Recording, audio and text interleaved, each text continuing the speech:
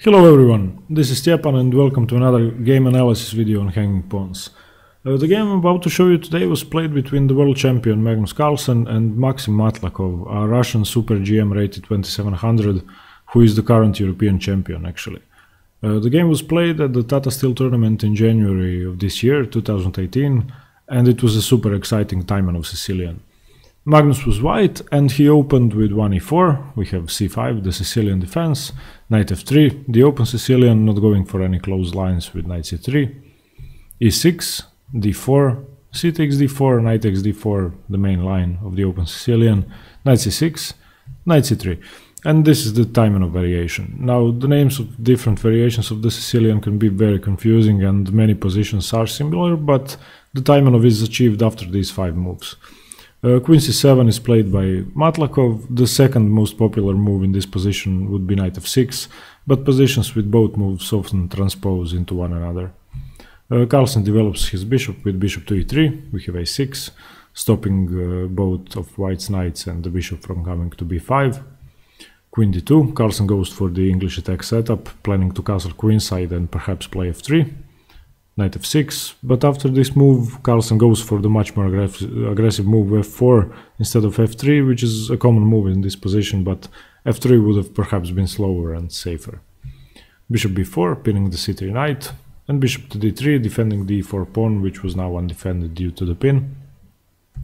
Knight to a5 by Matlakov, a3, asking the bishop to move or to capture, and bishop takes on c3, queen takes on c3, queen takes, the queens get traded, and b takes c3. And Carlsen ruins his pawn structure but gains the bishop pair, which is a favorable imbalance since he's definitely going for a win in this game and not for a draw. And the balanced equal position against a player of Matlakov's strength could likely end in a draw. We have a d5, a timely move, thematic for the Sicilian, for most variations of the Sicilian for black. And the general rule is that if you can push d5 without being punished, you should do it and be close to equalizing actually. And it's true for this game as well. We have e takes d5, and Matlakov takes with the pawn with d takes d5. Knight to b3, knight to c4, of course not repairing Carlsen's pawns with knight takes b3, c takes b3, but instead gaining a tempo on the awkwardly placed bishop on e3. We have bishop to d4, knight to e4, a strong centralizing move. It could be debated whose pieces look more intimidating actually, whether it's Carlsen's bishop pair or Matlakov's amazing knights, who both stand firmly in white's position using the outpost created by the d5 pawn. And the d5 pawn is actually a very instructional point in the game. Matlakov could have taken on d5 with the knight after he takes d5, not isolating his d-pawn, but he realized that the outpost the pawn would provide for his pieces and took with the pawn, making his position very strong and constantly threatening Magnus if he is not careful, because there is a lot of tactics that could occur with these strong knights. We have knight to c5, immediately trying to trade one of the knights, and Matlakov takes, knight takes c5, bishop takes c5, bishop d7, and both players castle queenside. And this position looks absolutely chaotic, and there is no way of telling who stands better. White has the bishop pair and the position is open, so that emphasizes their strength, but he also has terrible double c-pawns and a strong black's knight on c4 in the middle of his king's position. We have bishop to c4. Carlsen immediately decides to trade his light square bishop for the knight, giving away his bishop pair and repairing Matlakov's pawn structure, but also, importantly, relieving himself of having to constantly be on the lookout for tactics. We have d takes c4, bishop to b6, rook d to e8, rook d4, attacking the pawn, and rook e6, which isn't really indirectly defending the c4 pawn by attacking the bishop, because Magnus can take with check, and he does. Rook takes c4 check, rook c6, trading a pair of rooks, bishop c6, and in this position many weaker players would meekly defend the g2 pawn with rook g1 and g3 and just then develop the rook, but Carlsen immediately develops his rook with rook to d1 and gives black an extra pawn, knowing that to tempi and the initiative is far more important than the g-pawn. Well, not an extra pawn, but giving back his one pawn up. And Matlakov grabs the g2 pawn. We have rook to g1, bishop to e4, and rook takes g7. However, this position in which Magnus gained his pawn back, gained his extra pawn back, is very double-edged, and he must have been carefully calculated by Carlsen, because black is able to semi-trap his rook by closing it in with the bishop, and Matlakov does play bishop to g6. Carlsen pushes a4, and we have rook f8, king to b2, king to d7, and now f5, energetically freeing his rook by a pawn sacrifice. And this is why Matlakov's perhaps strange move, rook f8, was played in the first place, so that when he takes f5, if Magnus pushes it, he can take f5 safely, and Magnus wouldn't be able to take the f7 pawn, which would become undefended by the bishop. And we have bishop takes f5, and now bishop to c5. But there is always a way to force the capture when Magnus is playing. We have rook to c8, undefending the pawn, and rook to f7 check, checking the king and threatening the bishop. So king e6, defending and attacking, rook to e7 check, king to f6, and bishop to b4, a perfectly calculated line by Carlsen, which proves why he's the best in the world.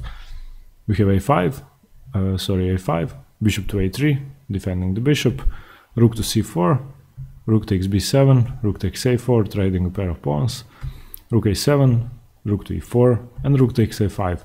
And in this position, Magnus is 2 pawns up, but there aren't really safe pawns. Rook to e2, bishop to d6, and they've entered a rook and bishop pending, with Carlsen being 2 pawns up, one of which is about to fall, the c2 pawn, because 2 pieces are attacking it. And it's much better for Carlsen, but it's by no means an easy conversion. But Magnus has a rightfully earned reputation for grinding out super drawn positions, so this was a walk in the park for him.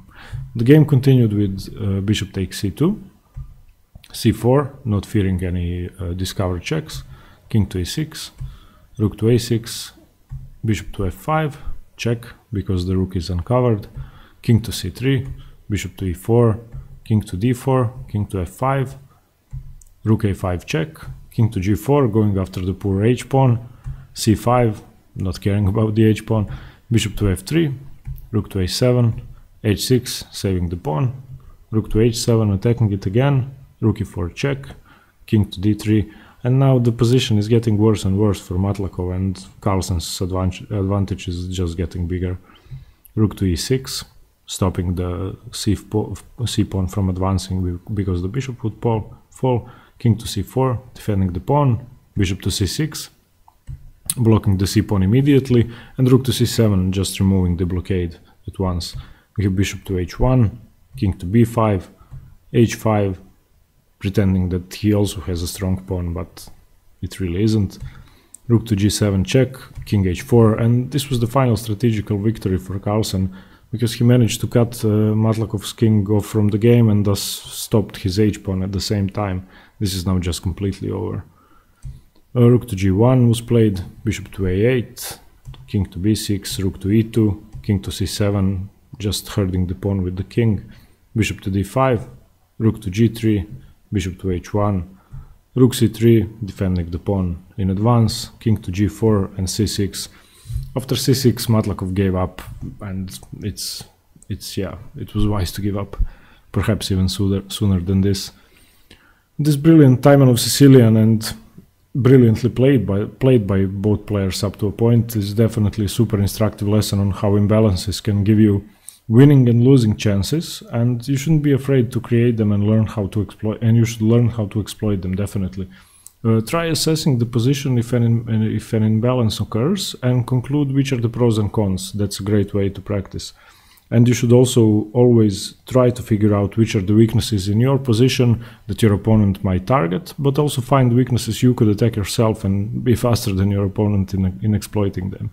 It might be simple when you hear that, but yeah, it takes time and practice. Anyway, I hope you got something from this game. Thanks for watching. If you like the video and want to see more game analysis, please subscribe. Cheers everyone, and see you soon. Bye.